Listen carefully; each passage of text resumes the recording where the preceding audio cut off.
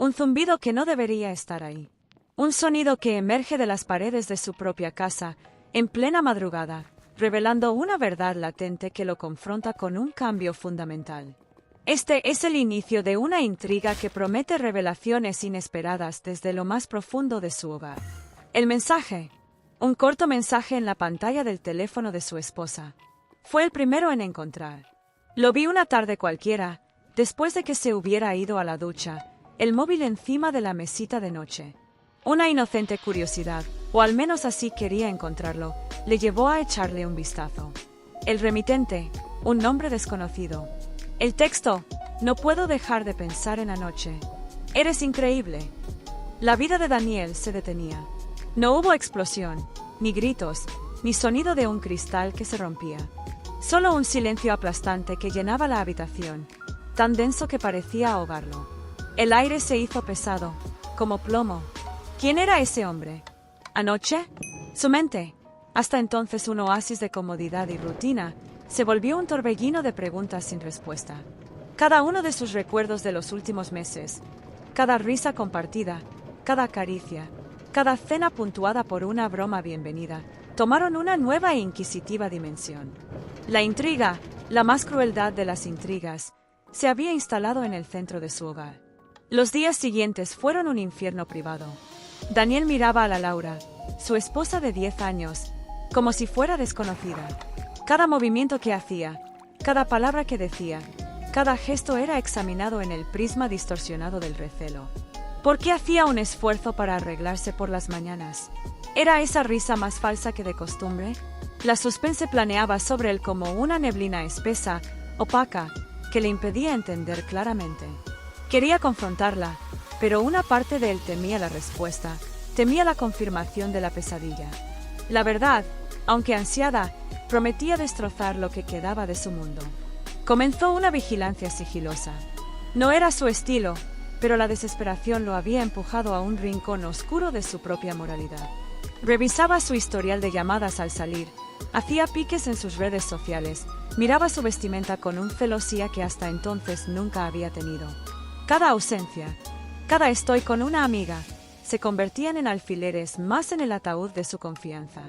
Había noches que Laura se quedaba trabajando hasta tarde, y él se quedaba despierto, el corazón acelerado, imaginando escenarios que retuercen su estómago. La ansiedad lo devoraba, y el insomnio lo dejaba bronco, un fantasma de sí mismo. Un viernes al atardecer, encontró una pequeña caja de bombones al fondo de un cajón en su armario. No eran del suyo. Dentro, una nota doblada con celo. Para la mujer más hermosa que conozco. Nos vemos el viernes. J. El nombre. La última pieza del rompecabezas. No era un amigo, no era un feo trabajador. Era otro. La confirmación fue un puñetazo corporal, una bofetada que lo dejó sin aire. Se tambaleó, sintiendo darse atrás sobre el suelo difunto bajo sus pies. Todo el andamiaje de su vida, construido sobre cimientos de lealtad y amor, se desmoronaba en ruinas. La confrontación fue inevitable. No hubo estallido de furia, no al principio. Solo una pregunta formulada con una voz que apenas reconoció como suya. ¿Quién es J? El silencio de Laura fue la respuesta más ruidosa. Sus ojos, antes un reflejo de su mundo, se llenaron de culpa, luego de lágrimas. La verdad, cruda y dolorosa, salió a la luz. Meses. Habían sido meses de mentiras, de encuentros ocultos, de una doble vida que él nunca sospechó. El engaño no era un error de una noche, era una elección prolongada, un tejido de deslealtades. Las confesiones se derramaron como un veneno. Sus motivaciones eran obscuras, un acuerdo de insatisfacción personal, atención buscada y un vacío que él nunca llenó, según sus propias declaraciones. Para Daniel, fueron excusas. La traición completa, la herida abierta. La casa, hogar lleno de calor como fue antes, se transformó en un campo de batalla emocional, luego un mausoleo de sueños rotos. La separación fue inevitable, dolorosa, pero necesaria. El periodo posterior a la ruptura fue de una oscuridad abrumadora. La ira, la tristeza, la confusión. Se sentía humillado, utilizado. ¿Cómo pudo haber sido tan ciego? ¿Cómo pudo su mundo, tan estable, haberse deshecho de esa manera? La desconfianza se instaló en él como una enfermedad crónica. Cada persona nueva, cada sonrisa amable, era vista a través de un filtro de escepticismo. Su logro personal semejaba ser un propósito no alcanzable, perdido en el naufragio de su matrimonio. Pero el tiempo, ese sanador implacable, comenzó a hacer su trabajo. Poco a poco, Daniel empezó a recoger los fragmentos de sí mismo. Las noches en vela dieron paso a un sueño más tranquilo, los pensamientos obsesivos disminuyeron.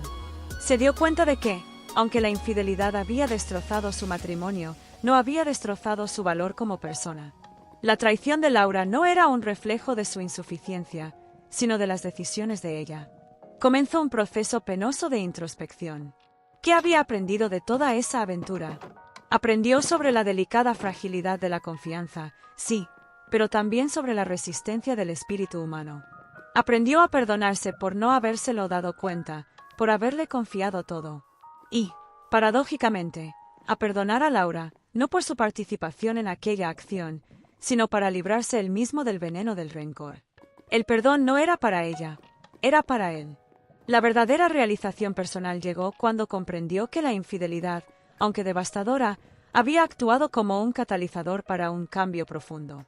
Le había obligado a mirar hacia adentro, a confrontar sus propias vulnerabilidades, a definir qué era lo que realmente quería en una relación y en su vida. Había perdido un matrimonio, pero había ganado una claridad que nunca antes había tenido. Daniela percibió que la vida, incluso después de tal trauma, seguía adelante. Y él, con las marcas de la lucha, más resistente, más sabio, aceptó comenzar una nueva vida, una que no fuera basada en la ilusión del perfeccionismo, sino en la autenticidad y en la resiliencia. Volvió a confiar, con prudencia, pero volvió a hacerlo. Aceptó que la confianza es un riesgo del amor y que el sufrimiento por el engaño, aunque gigantesco, no tenía que convertirse en inmovilizador. Mirando hacia atrás, el mensaje inicial en el teléfono de Laura seguía siendo un recuerdo amargo. Pero ahora, también era el giro de tuerca. Fue el ímpetu para un despertar. La intriga había encontrado una verdad amarga, el suspense había consumado dolor inmenso, pero de aquellas cenizas se había levantado una más fuerte, más egoconsciente. La realización personal no era la ausencia de cicatrices, sino tener las miradas de ellas y saber que, a pesar de todo, uno había sobrevivido, había aprendido y había vuelto a florecer. Y en aquel momento, quizá, su mayor victoria de todas.